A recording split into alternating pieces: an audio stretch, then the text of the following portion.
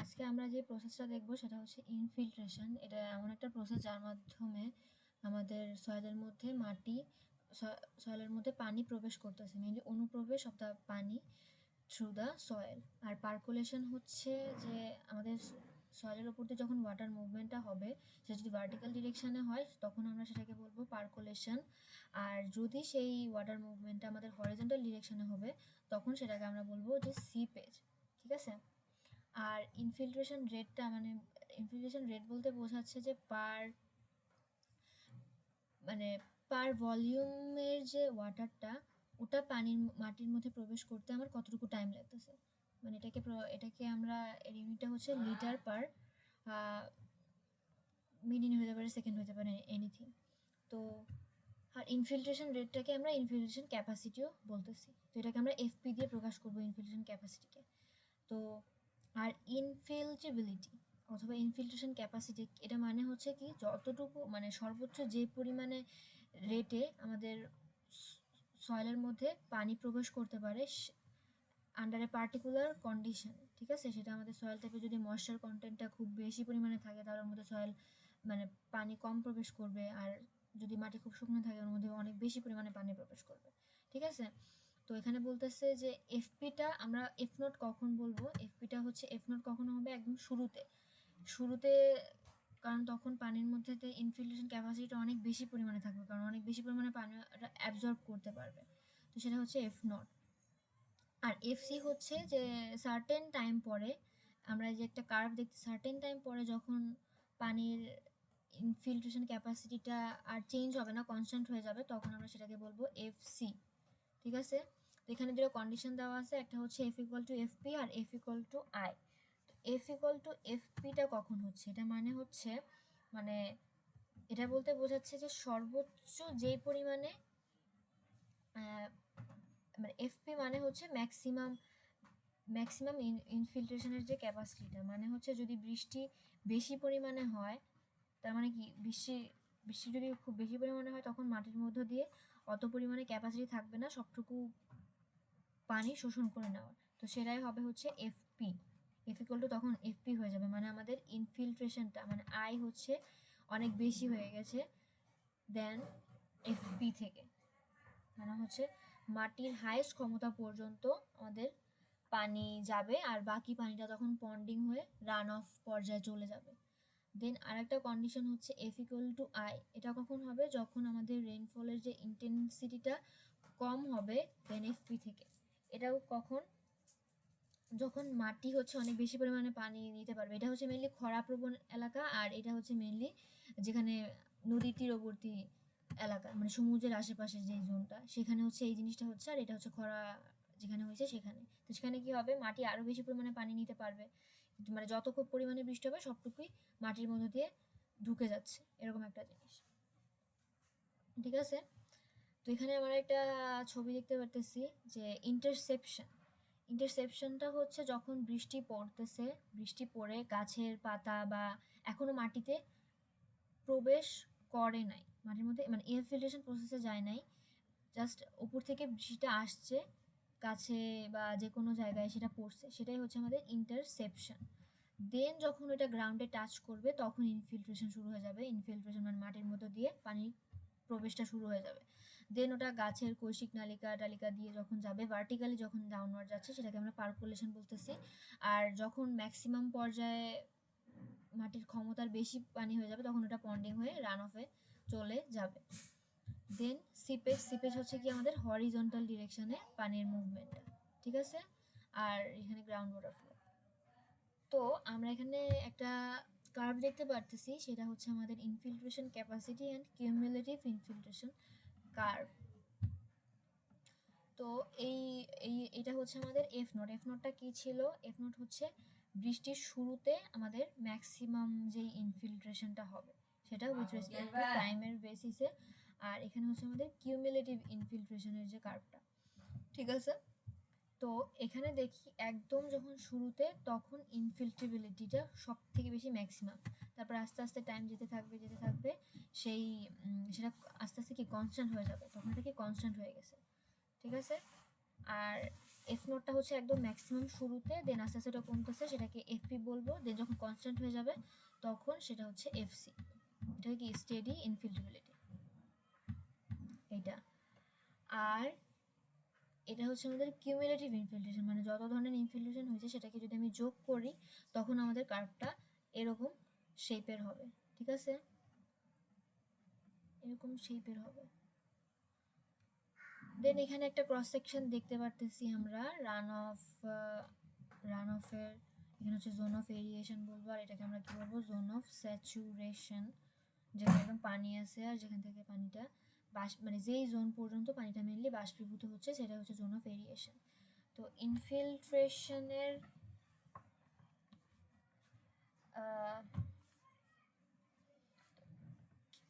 আচ্ছা, তো কিউমুলেটিভ ইনফিল্ট্রেশনের ক্ষেত্রে আমরা কি দেখতে পারতেছি, এখানে কিছু কার্ভ দেওয়া আছে, এই কার্ভটা আমাদের দরকার নাই আই গেস।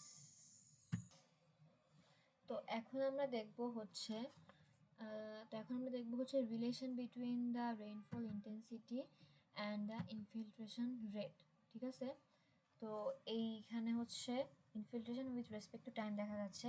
একদম সবার লাস্টের জোনে হচ্ছে পন্ডিং টাইম, দেন বিভিন্ন লেয়ার এটাকে ভাগ করা হয়েছে। তো আমরা দেখি, তো পন্ডিং টাইমটা কখন হবে, যখন আমাদের বৃষ্টি পড়া শুরু হবে, শুরু হওয়ার পরে মাটির আর ক্যাপাসিটি নাই আর সয়েলটা অ্যাবজর্ব করার, তারপরে একদম ফার্স্টের যে স্টেজটা সেটা হচ্ছে আমাদের পন্ডিং করে দিবে, মানে রান অফের যে ফার্স্ট স্টেজটা সেটা হচ্ছে পন্ডিং। তো এই যখন এই লেয়ারটাতে, যখন এটা এই লেয়ারে থাকবে তখন আই ইকুয়াল টু কী হবে, আমাদের infiltration is less than FP. Infiltration less than FP কখন হচ্ছে, যখন সব পানি মাটিতে ঢুকে যাচ্ছে। ঠিক আছে,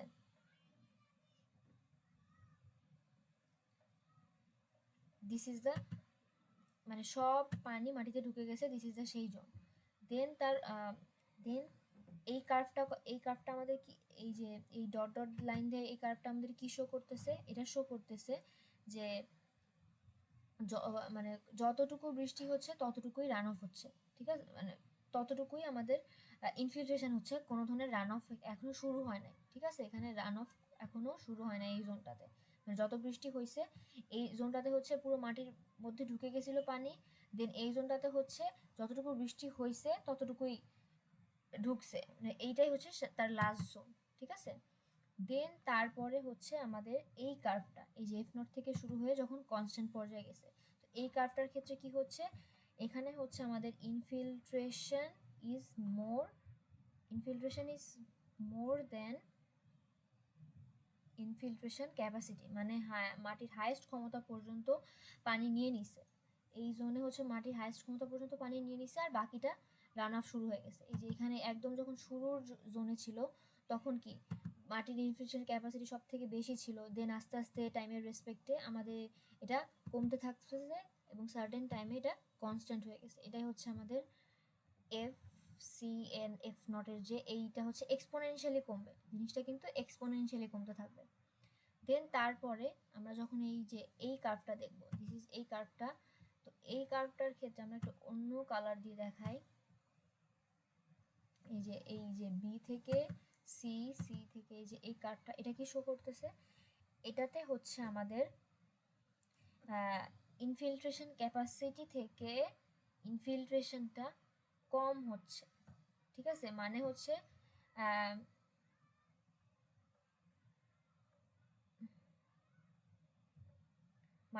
সয়েল, এই যে এই পয়েন্টটা হচ্ছে আমাদের পন্ডিং টাইমে, এই যে এই জোনটা হচ্ছে আমাদের পন্ডিংয়ে চলে আসছে, এটা হচ্ছে আমাদের পন্ডিং, মানে সব পানি অ্যাবজর্ব করে পন্ডিংয়ে চলে আসছে। দেন আস্তে আস্তে ক্যাপাসিটিটা কমতে থাকতেছে। ঠিক আছে, এটা হচ্ছে আমাদের এক্সপোনেনশিয়ালি, এটার মতো এক্সপোনেনশিয়ালি ডিকে করতেছে। তো এই ক্ষেত্রে আমাদের যে ইটা হবে সেটা হচ্ছে I is more than F P. ঠিক আছে, এইটা এখানে সব কিছু লেখা আছে যে কখন আমাদের আইজ লেস দেন এফসি হচ্ছে, সেটা হচ্ছে আমাদের যে লাইন এতে, এই যে এই এ লাইনটা দেখাচ্ছে। ঠিক আছে, রান অফ উইল নেভার অকার, এটা আমরা দেখলেই বুঝতে পারবো। দেন হচ্ছে একটা ম্যাথ দেখাচ্ছে, আমরা ম্যাথটা এখান থেকে দেখতে পারি।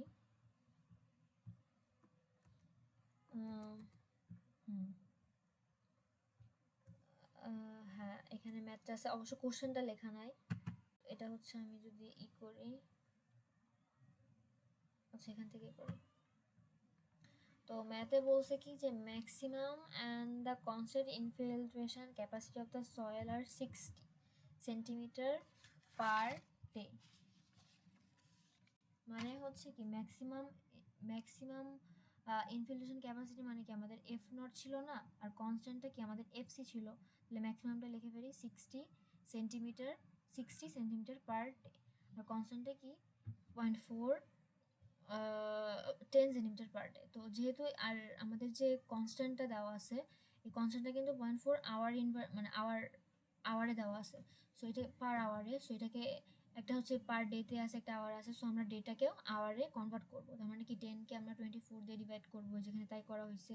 10কে 24 দিয়ে, এটাকে 60কে 24 দিয়ে ডিভাইড করা হয়েছে।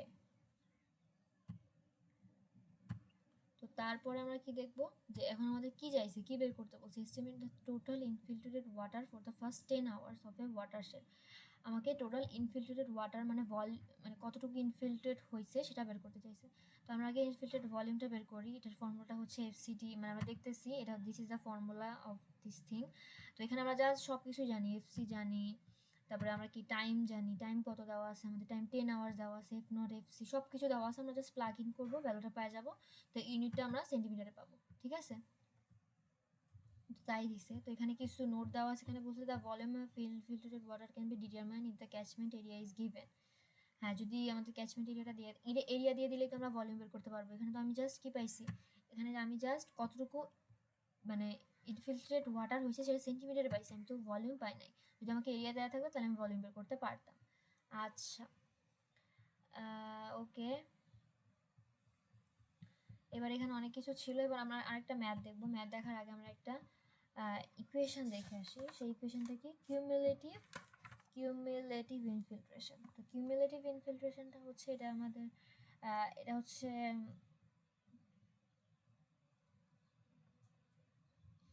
এটার ফর্মুলাটা দেখি, যে আমাদের ফর্মুলা হচ্ছে, আচ্ছা এটা মেসেঞ্জারে ছিল, বেসিক্যালি মেসেঞ্জার থেকে দেখে আসি। হ্যাঁ, তো এইখানে আমাদের সব কিছু দেওয়া আছে, কিউমুলেটিভ ইনফিল্ট্রেশন ভলিউম টলিউম সব কিছু। This is the formula, this is the formula 1। এটা আঁকাবো কীভাবে, এটা আঁকানো যায় না।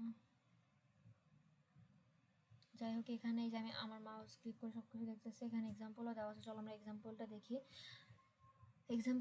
আসি। আমরা